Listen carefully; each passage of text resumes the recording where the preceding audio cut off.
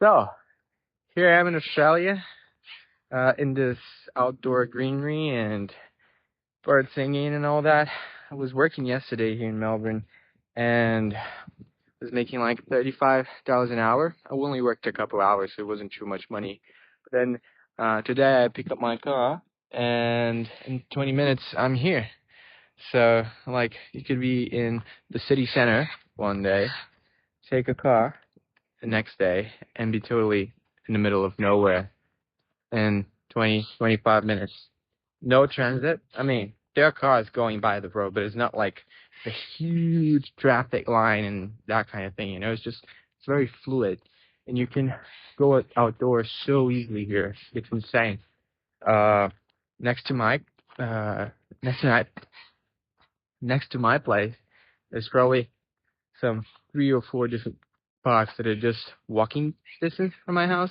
And then there's a bunch of parks, bigger ones, in the middle of the city as well. Albert Park and the park next to the zoo and all that. And then there's those parks a little further away that are still really huge and not too far. Not too far.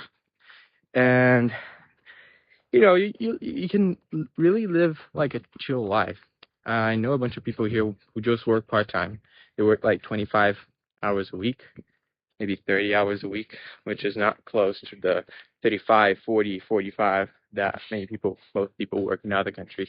I mean, you can put in the hours if you want, but you don't have to, because you're making enough money to get by, And I go out, I work in a cafe as well. It's always packed. Things are expensive. Things are like $5, $9, $15. You pay like $4.50 for a coffee, and that's definitely expensive. But uh, people are still going out, and they're still buying things, and that goes to show that they have the money for that. So it's definitely an expensive country, but when everything else is considered, the proximity to nature, the wages, the chill living overall. I mean, the culture in the companies I've worked in so far. I've only worked in a couple companies so far, and mostly hospitality. But people are so nice. Customers are really nice. The people you're serving, if you're like a waiter, if you're like uh, working in the hospital in general, like you can clearly see they are very respectful in general. Like, I mean, not literally everyone, obviously, there's assholes everywhere, but uh, the overall culture, the overall chillness, and the work to life balance. It's really something to admire here. It's quite an amazing thing. Got my car parked over there, and it's a huge park. I think I don't know where to start. Uh, just really kind of walking around. I decided to talk to you about this because if you've got a working holiday option, or even if you're thinking of like maybe getting a student visa, for example, it definitely could be worth it for you because, well, first of all, I found out lately I'm not on a student visa, so I don't have any work restrictions. But people who are on a student visa, I feel like they work more than the 24 hours a week that they're supposed to, and nobody really checks. And so, if you just want to like, and I feel like university here in Australia is also easier. Like I was talking to this Colombian who he studied in Colombia in the U.S. and then now he's studying here. He's doing like a master's here, for example. And he said what he did in the U.S. and in Colombia, it was much, much harder. And he had like plenty of time here in Australia, even though he was studying in theory to like work 2 or 3 different jobs. Says the school overall is pretty easy. I think my brother had a similar experience. My brother and my parents were living here for a while, not too long, but for a while. My brother was going to school, and even like he's 10 years old, and even he would say that school here in Australia is like much much easier than back home, and not in a bad way, not in a way where nobody learned anything, but it's more chill, more relaxed. I guess you might end up learning a little less, but that's the thing here. Like, you don't have to be a genius to make money here. Like, people making really good money here are like tradies. They're like very manual kind of a labor, you know? You don't have to be an intellectual. You don't have to be a genius. You don't have to be a doctor or a software engineer. You can still get by, you know? You can still make decent money. I mean, me working full time, if I really got into hospitality and I got a management position, it would be like a great job, great pay, and it might be money more than most careers back in Europe, for example. I'd still probably be earning a little bit less than America because, well, America is really good with pay. But as an immigrant, you really have to consider the whole picture, you know? For example, how easy it is for you to move there, how easy it is for you to get citizenship. In Australia, it's 1 year of PR, as long as you've lived 4 years total.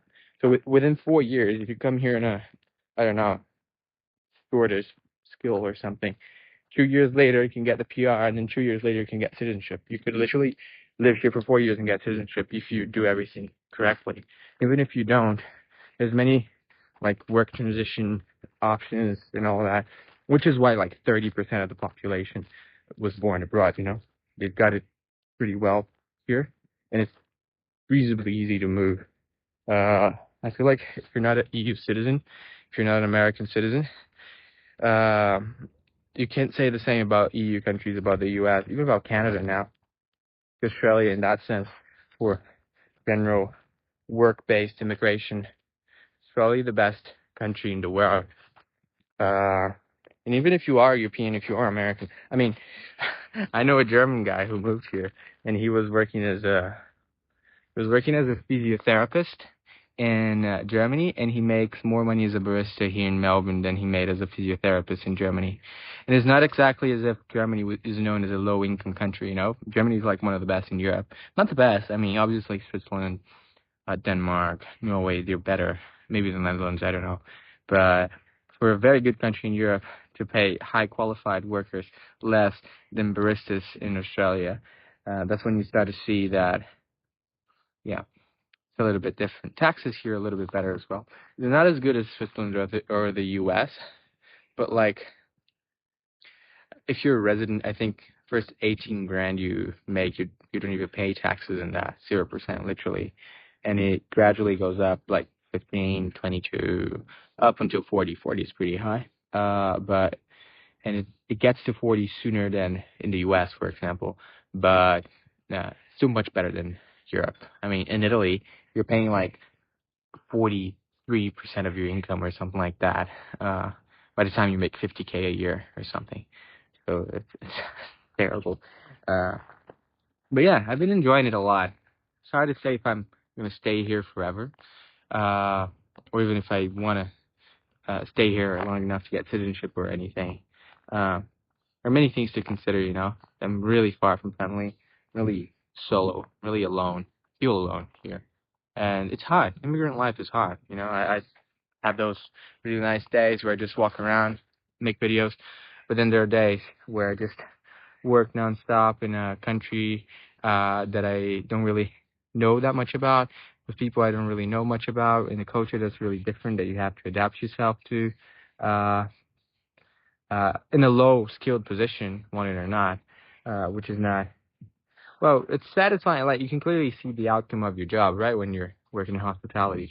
It's not something you want to do when you're 35, when you're 45, but 23, which is how old I am right now. I feel like it's less of a problem, but yeah, I don't know. But Australia's a good country.